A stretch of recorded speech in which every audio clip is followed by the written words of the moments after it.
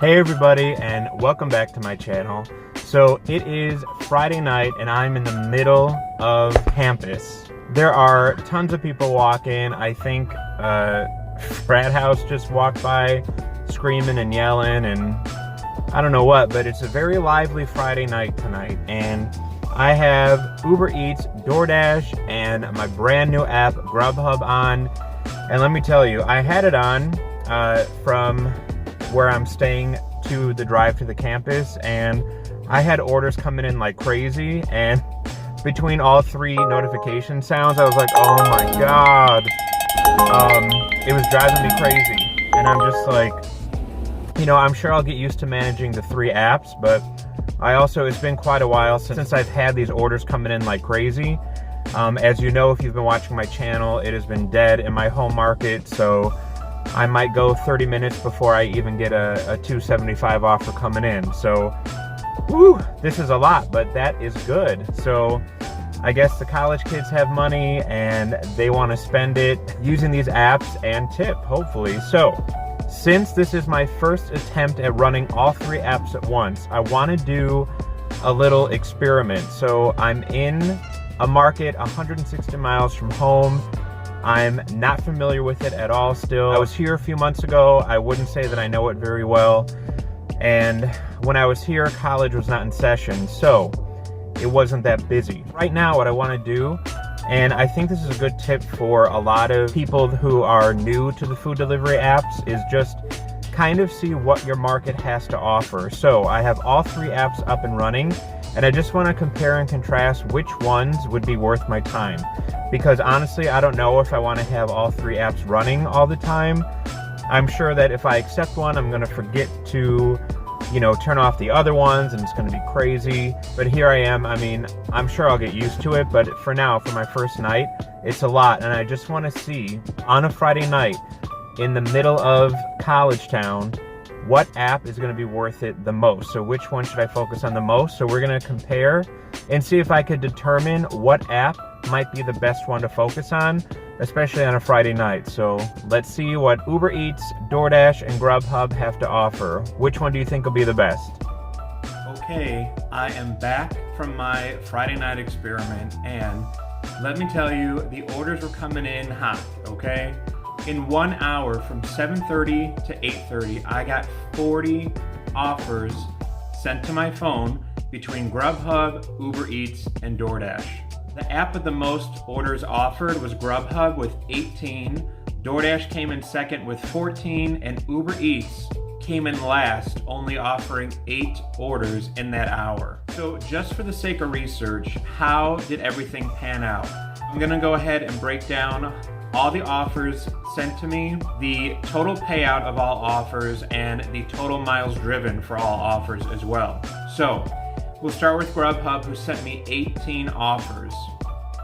In total, GrubHub sent $140.73 worth of pay in an hour. The orders combined total 66.2 miles, which averaged about $2.12 per mile. In the number 2 spot, we have DoorDash with 14 orders that were offered, totaling $79.11 in pay and 41.29 miles driven total, which averaged about $1.91 per mile. Poor Uber Eats coming in at only 8 offers given for a grand total of $46.60, only 9.8 miles driven, which averaged $4.75 per mile. Sounds pretty good, right? But again, 40 offers came through in 1 hour. How many of those would I have accepted? Out of the 40 offers that were given to me, I would have only accepted 18 of them. So I would have accepted 12 from GrubHub, 3 from DoorDash, and 3 from Uber Eats. So again, 18 offers out of the 40 that were given were worth it in my opinion. And so breaking that down further, the 12 offers I would have taken on GrubHub had a total earnings of $99.58, a total miles driven of 36.5 miles, and that averaged $2.72 per mile. On Doordash, the 3 offers that I would have accepted would have only totaled $16.25, but only 3 miles driven total, averaging $5.41 per mile. On Uber Eats, the 3 offers that I would have accepted totaled $23.09 with only 4 miles driven total, which actually would have averaged $5.77 per mile.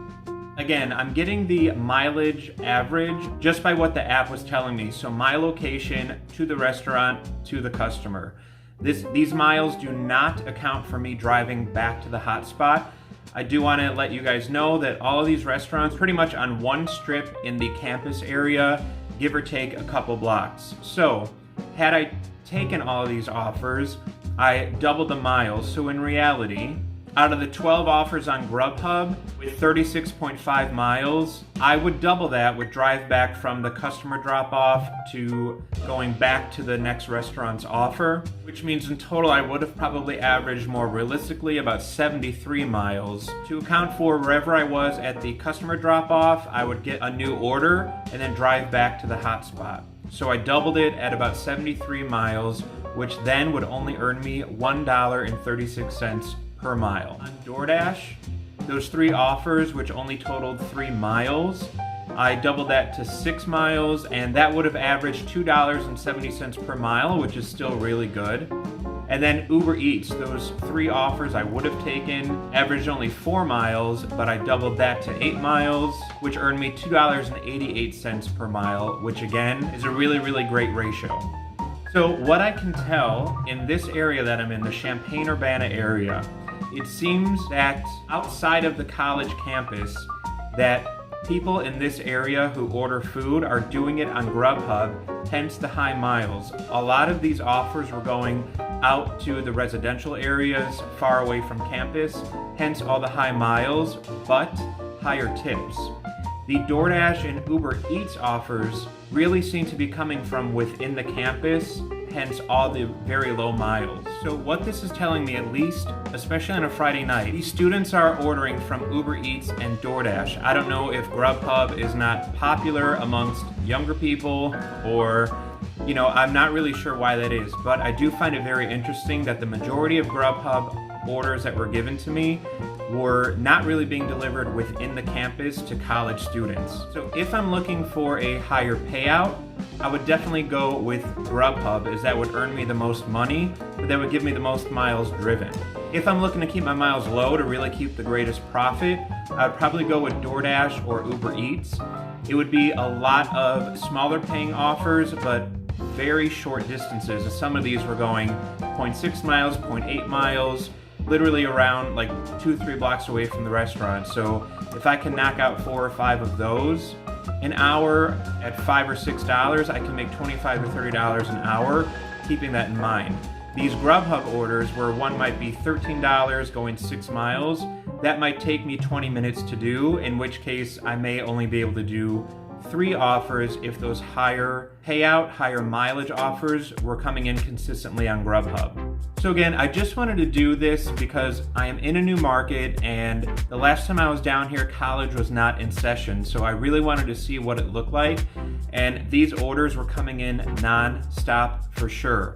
But again, out of the 40 that came through, 22 of them were either no tip or very high mileage, and the payout was not even $1 per mile. So while it's very busy, I wanted to do this exercise to see what was I missing. So had I taken that GrubHub $13 payout for 6 miles, what would I have been missing on Doordash or Uber Eats? Not much. So all that time it takes to pick up and deliver a high mileage offer, I was getting a lot of no tip offers on Doordash and Uber Eats. So I always wonder, if I'm doing something on GrubHub, am I missing something on Doordash or Uber Eats? If I'm doing something on Uber, what am I missing on GrubHub or Doordash? So this is telling me GrubHub seems to be worth it due to the high payouts, but I have to be careful of the high mileage, especially if I'm going to be delivering out to the residential areas that are a few miles away, rather than staying within the campus and just delivering to the college students within that area.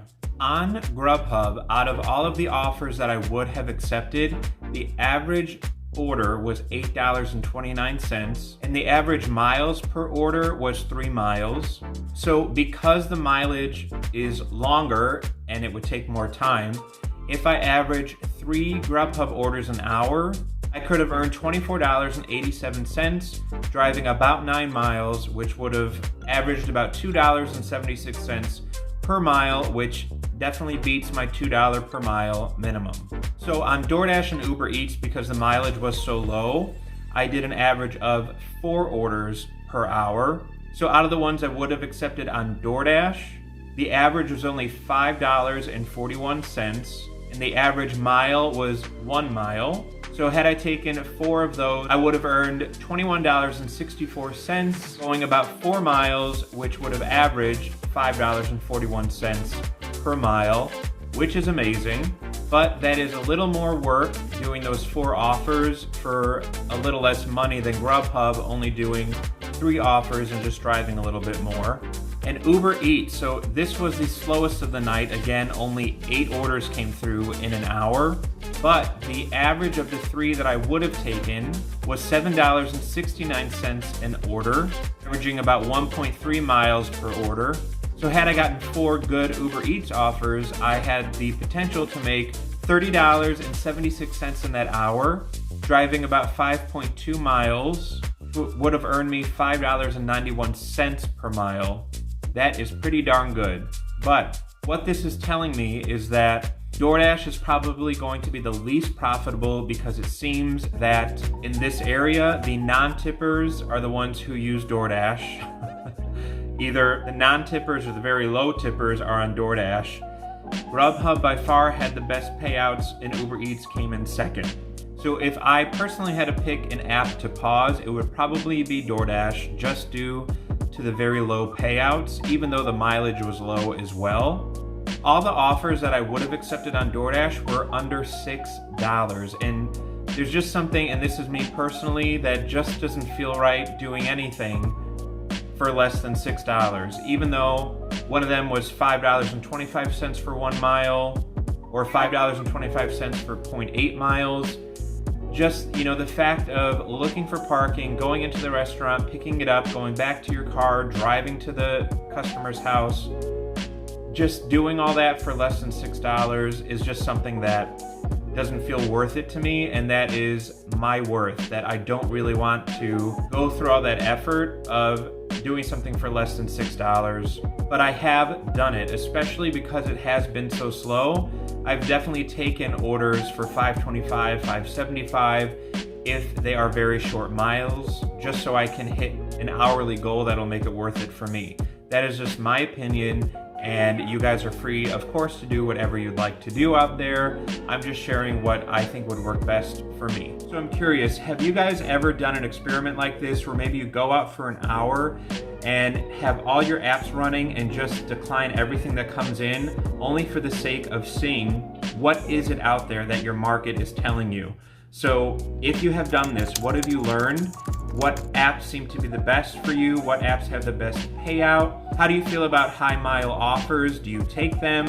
Are you really concerned about the miles you're putting on your car, or does it not really matter? I know a lot of people, refuse to take anything less than $2 a mile, and some people don't care about the miles they put on their car because they say their car is meant to be driven. And I can understand both points of view. Because I do have an older car, it doesn't have that many miles on it, but I am kind of hyper aware of how many miles I'm putting on it, just because of the age of the car. Even though it is running great and I haven't had any problems, at the end of the day, I just want to be mindful of my dollars to mile ratio for that reason. So please, again, let me know, have you run an experiment like this? Would you consider doing it, just to see what is out there, to really learn your market and learn what these apps have to offer within your own market? And again, I'm just sharing my experience being in a college town, so this is completely different than how it was when I was down in this area in May and June, when there was no college in session. So the orders were very few and far between, and I wasn't making that great of money, but I can see the potential. I just have to keep in mind, on GrubHub, the restaurants that they're ordering from, all kind of within the college campus area, not all of them. So it'd be driving 4, 5, 6 miles out to the residential areas, driving back to the college campus? Do I want to keep doing that, and would it be worth it? So these are all things that I'm going to keep in mind as I continue to learn this market, learn what restaurants are good, what restaurants are fast, what restaurants seem to be behind all the time, and so on. So I just wanted to share what I learned with you, and please share down below if you've ever done anything like this, or maybe if this video will inspire you to kind of just spend an hour having all your apps open and declining everything so you can kind of see what the offers are, and maybe that whatever app is the best can be the focus. Because again, I just can't imagine having all 3 of those apps open with all the different sounds on, and then having to, if I take a GrubHub, to pause myself on Doordash, turn off Uber Eats. It just seems like a lot, especially when you're driving. I don't want to be, hitting all these buttons on my phone. So I'd rather be able to focus on maybe 2 apps at a time, or really, if I can figure out one app that's going to make me great money, to really focus on that one app, and if it happens to be slow, then I could turn on the other app. So there are so many different options out there to multi-app, and I'm going to figure it out, and I'm taking you guys with me as we continue to learn this new market. Please let me know all your thoughts and opinions down below in the comment section, and I thank you guys for watching. Take care, be safe out there. Have a good one. Bye.